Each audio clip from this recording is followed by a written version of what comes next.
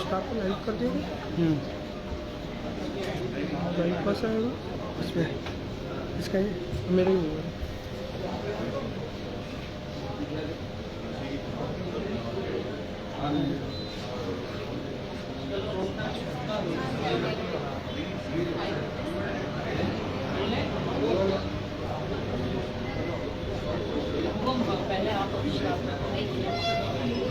सबको नमस्कार। मैं महिपाल सिंह मकड़ा, श्री राजपूत करणी सेना का राष्ट्रीय अध्यक्ष।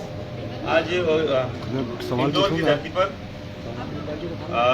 पूरे मध्य प्रदेश में एक बवाल है, एक भ्रांति फैलाई जा रही है कि श्री राजपूत करणी सेना का कहीं मर्ज हुआ है। मैं आपको आपके माध्यम से पूरे मध्य प्रदेश को और पूरे देश को बोलना चाह रहा हूँ, हमारा कोई कहीं से भी मर्ज नहीं हुआ है, क्योंकि कोई भी प्रदेश अध्यक्ष को यह अधिकार नहीं होता कि राष्ट्रीय लेवल का कोई भी संगठन अपने स्तर पर किसी भी स्टेट में मर्ज कर ले।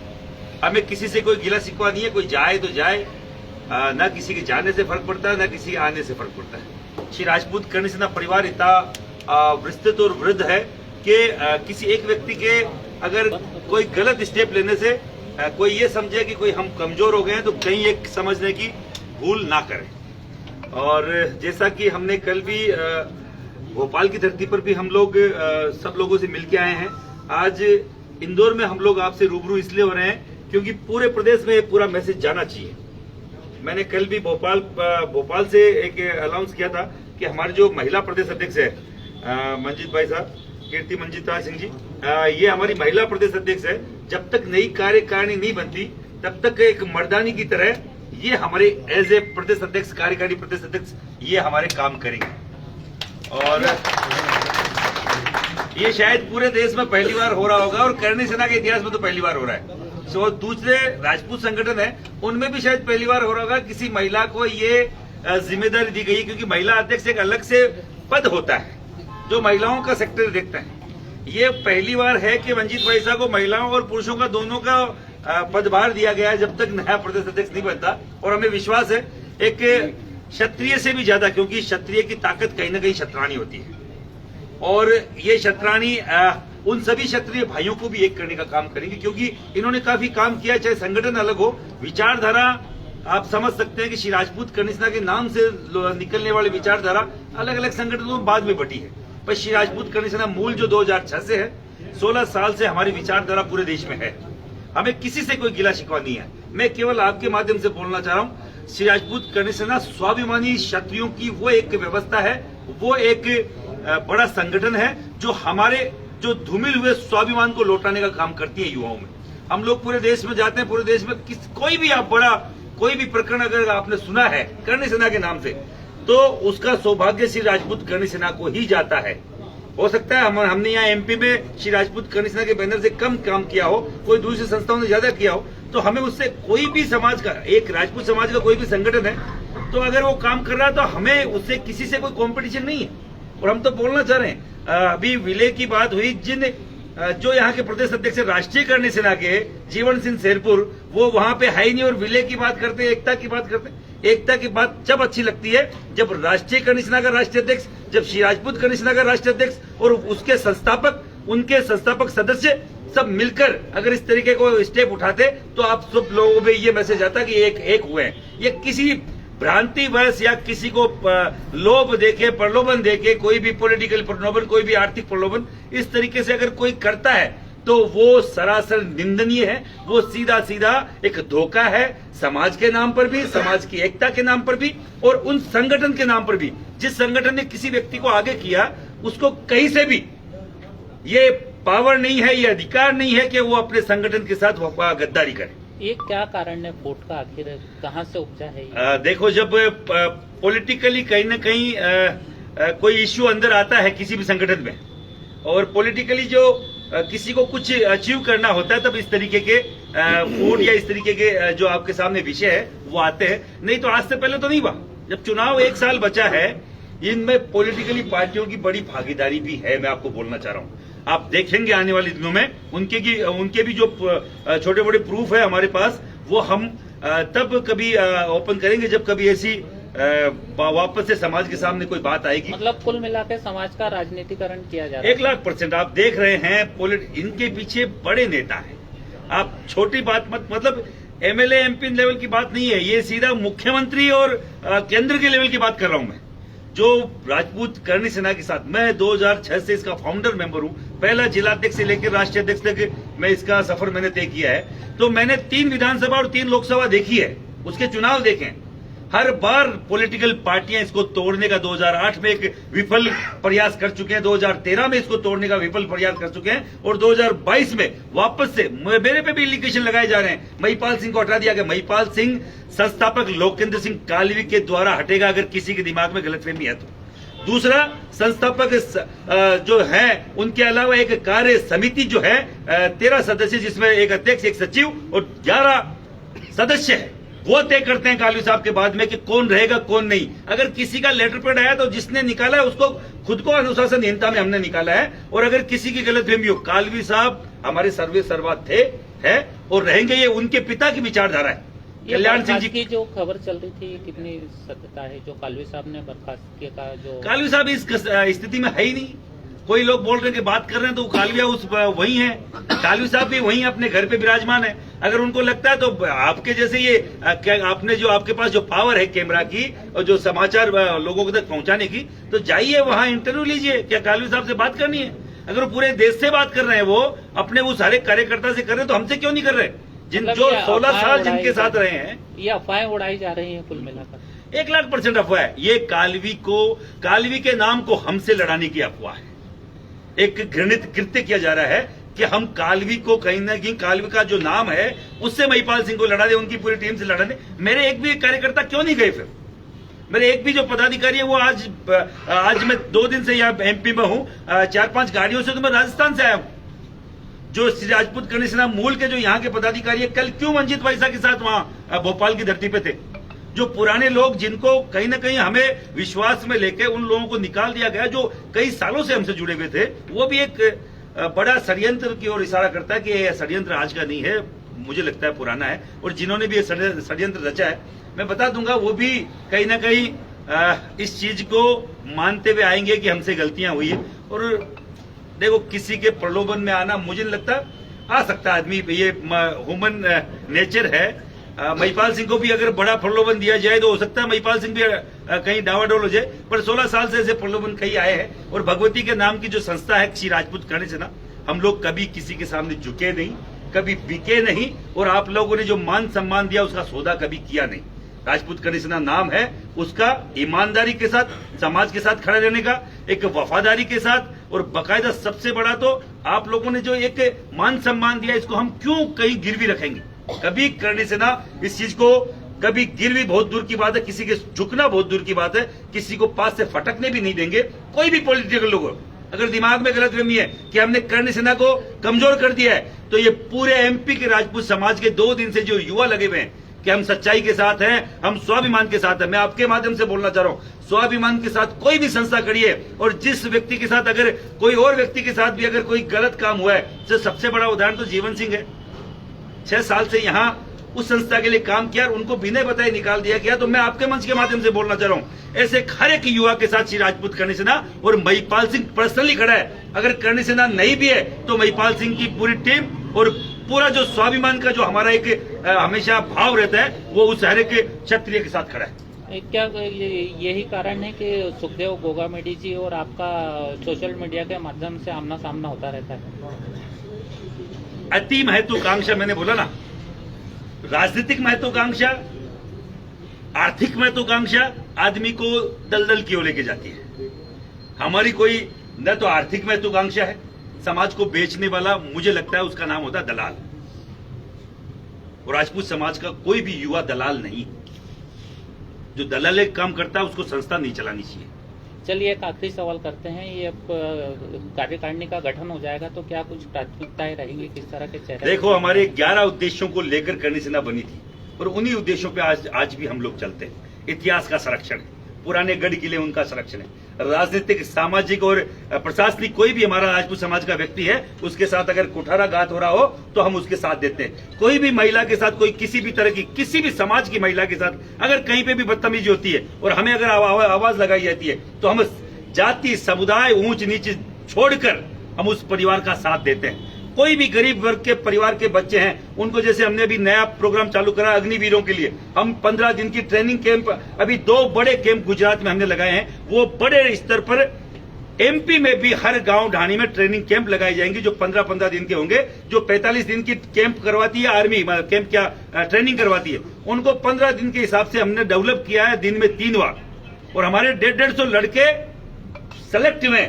जबरदस्ती के कैंप लगाना जिसमें केवल कबड्डी खिला के भेज दे घर पे, ऐसे कैंप लगाने के बजाय वो कैंप लगवाएंगे जिनसे हमारे बच्चों का भविष्य सुधरे और उस सामाजिकता में कहीं उनके ताकत बने। क्योंकि वो अगर आर्मी में जाएंगे एक परिवार सुधरेगा, उनको ध्यान रहेगा कि हम किसके साथ हैं। तो ये हम लोग कर रहे हैं और खूब सारे काम। मैं बोल रहा हूं ना, आप जिस कामों को आपने आज तक सुना है वो भगवती कृपा से इसी राजपूत करणी सेना के बैनर से हुआ है। लोग लेके भागने वाले हजार है, हमने ये कर दिया, हमने वो कर दिया।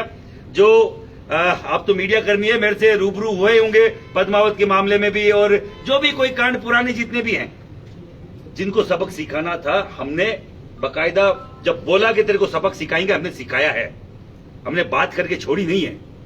जितना हमारा सामर्थ्य है उस सामर्थ्य से ज्यादा काम किया है। और अब यहाँ का सामर्थ्य पूरा बागडोर, जब तक कार्यकारिणी नहीं बनती, हमारी आपके यहाँ की बेटी, यहाँ की शतरानी कीर्ति मंत्री मंजित प्रताप भाई साहब के ऊपर है। आप लोग संभालेंगे मर्दानी बन के। मैंने बोला ना, शतरानियों के तो पद्मावती खुद में बहुत बड़ी शतरानी थी, 16,000 रानियों के साथ उन्होंने जोहर किया। ये तो वो शतरानियां जिन्होंने महाराणा प्रताप पृथ्वीराज चौहान को जन्म दिया है। ये नए जन्म के जिनका सर्जन करता है, तो वो जब हमें पैदा करने वाले यही है तो हमसे बेहतर ये काम करेंगे। मैं इसी आशा के साथ। आर्थिक आधार पर आरक्षण आपकी एक प्रमुख मांग रही है, क्या भविष्य में भी कोई आंदोलन उसको लेकर? देखो सरकार, ऐसा है, आर्थिक आधार का आरक्षण भी हमारी सन 99 से मांग रही है। 99 से अगर कोई लड़ा है, आपके यहाँ बाद में कोई चेतना आई होगी, पर 99 से वो लोकेंद्र सिंह कालवी, देवी सिंह भाटी, जो राजस्थान के सबसे बड़े 2 राजपूत नेता, वो लड़े और सौभाग्य से मैं उनके साथ रहा हूं हमेशा। वो हमारी मांग रहेगी। अभी नई मांग जो पूरे देश में हिमाचल से एक बड़ा मुद्दा आया है, जो मैं आपके समक्ष अभी आपके सामने रखना चाह रहा हूं, वो है आर्थिक जो आयोग का गठन। आर्थिक आयोग क्या, स्वर्ण आयोग का गठन। स्वर्ण आयोग का हर जाति बिरादरी के आयोग का गठन हो रखा है, स्वर्ण आयोग का गठन नहीं है। जो स्वर्ण जातियां वो कहीं न कहीं इधर उधर अपनी मांग को लेकर इधर उधर सरकारों की तरफ देख रही है आशा भरी निगाह से, पर स्वर्ण आयोग को लेकर कोई हानि बढ़ रहा है। हिमाचल में बहुत बड़ा अभी 2-2.5 साल से हेजिटेशन चल रहा है, वहां पे विरोध प्रदर्शन चल रहा है, और वो भी हमसे जुड़े हुए, करणी सेना से जुड़े हुए लोग ही वहां कर रहे थे। अभी मैं वहां चुनाव में भी जाके आया हूं, और केवल इसीलिए जाके आया हूं कि ये मुद्दा मैं पूरे देश में ले जा सकूं कि स्वर्ण आयोग का गठन होना चाहिए, स्वर्णों के लिए मांग होनी चाहिए। क्योंकि जब ये पूरा सिनेरियो जो आप देख रहे हैं, हर एक व्यक्ति को आरक्षण मिला है, हमें किसी को प्रॉब्लम नहीं है, अपने सामर्थ्य के हिसाब से आरक्षण ले, पर आरक्षण मिला उनको हुआ है, पर उनके बावजूद SC ST के 87% तक के परिवार आज भी आरक्षण से वंचित क्यों है, उसका क्यों कैलकुलेशन आज तक नहीं कराया गया। जो हमेशा मांग उठती है कि हर 10 साल बाद में जो आरक्षण है उसका कैलकुलेशन होना चाहिए, उसका समीक्षा होनी चाहिए, तो वो आज 75 साल में भी क्यों नहीं हुई है। क्योंकि जिनको इस चीज का लाभ मिल रहा है वो राष्ट्रपति है, राष्ट्रपति की बेटी है, प्रधानमंत्री के भाई भतीजे, उन्हीं को मिल रहा है।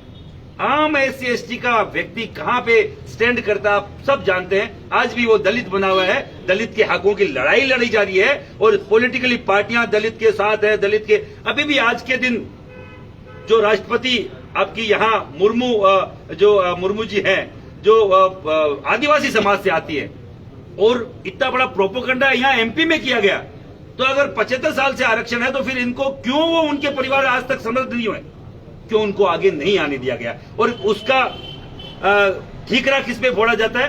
क्षत्रिय पे फोड़ा जाता है, ब्राह्मण पे फोड़ा जाता है कि इन लोगों के कारण से। अरे 75 साल तो देश आजाद है भाई, हमने थोड़ी पकड़ के रखा हुआ इन व्यवस्थाओं को चलाने वाले लोग सरकार के लोग हैं।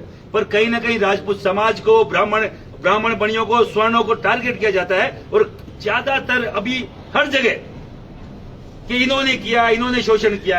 अब 75 साल से शोषण करता कौन है तुम्हारे?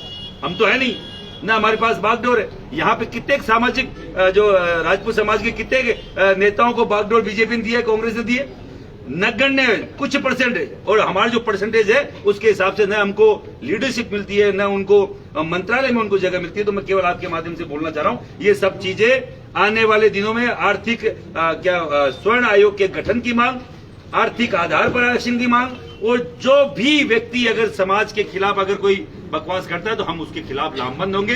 इतिहास की तोड़ मरोड़ को रोका जाएगा। महिलाओं के साथ, किसी भी बिरादरी की महिलाओं के साथ कुछ भी गलत होगा तो हम उसका बाकायदा ऐसा विरोध करेंगे कि वो याद रखेगा। अभी एक ताजा मामला प्रदेश में चल रहा है, श्रद्धा का, जो 35 टुकड़े कर दिए गए, उसमें क्या? जो 36 गुणों के मिलाने में विश्वास नहीं रखते उनके 35 नहीं 135 टुकड़े भी होंगे। जो 36 गुण मिलाए जाते हैं, अगर 36 गुण मिलाने में जो विश्वास नहीं रखते उनके ऐसे टुकड़े होते रहेंगे। और उनके जिम्मेदार कोई और नहीं है, उनके जिम्मेदार वही खुद महिला है जो अपने माता पिता को जिन्होंने जन्म दिया उनको ये बोलती है कि अब मैं एडल्ट हो गई हूं, वयस्क हो गई हूं, और अब मुझे लिव इन में रहने का अधिकार है, मुझे किसी से बात करने का अधिकार है, मुझे किसी के साथ रहने का अधिकार है। तो अगर, और मैं बोलता रहता हूं हमेशा मंचों से, हिंदू को अपने शास्त्रों का ज्ञान अपने बच्चों को अगर स्कूलों में नहीं है तो अपने पास के पंडित जी को आप संपर्क करिए, उनको अपने वेद पुराण शास्त्रों का ज्ञान दिलवाइए। नहीं तो ये 36, 35, 50 टुकड़े होते रहेंगे, रुकेंगे नहीं। क्योंकि अपनी महिलाएं जा रही है, वो कहीं ना कहीं बरगला रहे हैं नामों से। तो अपनी बच्चियों की भी गलती है कि अपने घरों में वो व्यवस्थाएं नहीं है। तो कोई मुस्लिम महिला के तो टुकड़े नहीं कर रहा है, क्योंकि वो अपने धर्म के प्रति कट्टर है। उनको सिखाया जाता है कि आपका धर्म क्या कहता है। आपके बच्चे धर्म के प्रति भी, धर्म के बारे में जानकारी नहीं है। आजकल ज्यादातर बच्चों को भगवान राम, भगवान विष्णु, भगवान इनके हनुमान जी की आरती तक नहीं आती है। हमारे टाइम में 10-10 आरतियां कंठस्थ हुआ करती थी। सुबह शाम मंदिरों की घंटी बजाने के लिए लाइन लगती थी कि आज मैं घंटी बजा लूं, और वो आज इलेक्ट्रॉनिक घंटियां हो गई है। वो कहीं ना कहीं अपनी कमजोरी है, उनकी कमजोरी, उनकी वो बढ़ावा नहीं है। कहीं ना कहीं अपने आप में झांकना पड़ेगा, वो देखना पड़ेगा कि क्या चल रहा है। लेकिन आफ्ताब जैसे लोगों को रोकने के लिए क्या करेंगे करनी से? देखो, अगर कोर्ट कोई फैसला नहीं लेती है और अगर लगता है आफ्ताब को चौराहे पे खड़ा है तो करनी सेना को आवाज दे देना, 35 के 35 टुकड़े उसके नहीं कट गए तो करनी सेना का नाम हमारा नहीं। 2023 में भी आने वाले समय में चुनाव है, करनी सेना की क्या भूमिका रहने वाली है? करनी सेना तो विरोध का नाम है। जिनको अगर न्याय नहीं मिला, जिनको अधिकार नहीं मिला, अधिकारों की लड़ाई हम लोग करते हैं, न्याय की लड़ाई हम लोग लड़ते हैं। जिनको नहीं मिलेगा उसके लिए लड़ते रहेंगे, चाहे बीजेपी हो चाहे कांग्रेस हो, हमें कोई फर्क नहीं पड़ता। हमारे लिए तो दोनों बेगाने। क्या चुनाव लड़ेंगे? चुनाव तो करनी सेना तो शुद्ध सामाजिक संस्था है। चुनाव अगर मुझे भी लड़ना है तो पहले त्याग पत्र देके परमिशन लेनी पड़ेगी और फिर चुनाव की सोचनी पड़ेगी। ऐसा नहीं है। और चुनाव लड़ना, मैं तो बोलता हूँ राजपूत को घासनी चुनाव ही लड़ना चाहिए।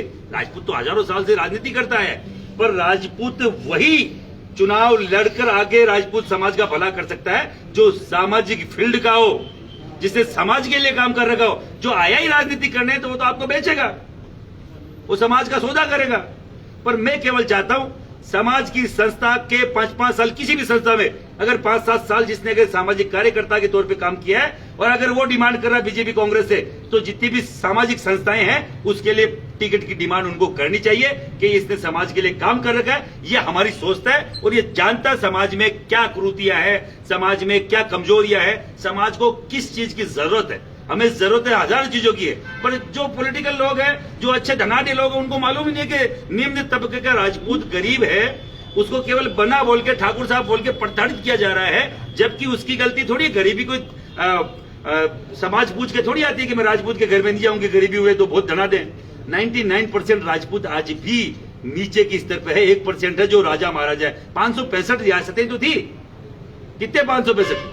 अगर 12 करोड़ में से 15 करोड़ में से 565 निकाल लोगे तो मैं तो 1% भी ज्यादा बता रहा हूं आपको। 99% तो आम व्यक्ति हैं राजपूत समाज के लोग, उनको प्रताड़ित किया जाता है। आप लोग रजवाड़े रहे हैं, आप लोग रियासतदार रहे हैं, और कई सारी चीजें, वो एक नाम लिया जाता है हमारे राजस्थान में, सामंत।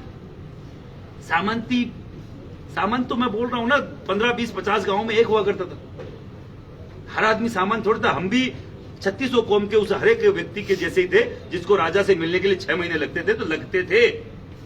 हम लड़ते जरूर थे हमारी इस राज्य के लिए, धरती के लिए, हमारे उन राजा महाराजाओं के लिए, पर हमारा इतना वो नहीं था। बस केवल राजपूत के नाम पे थोड़ा सा घमंड हो सकता है, उससे ज्यादा राजपूत के पास ज्यादा पहले भी कुछ नहीं था और आज भी कुछ नहीं है। स्वाभिमान हमारा अमर है और अमर रहेगा। Thank you.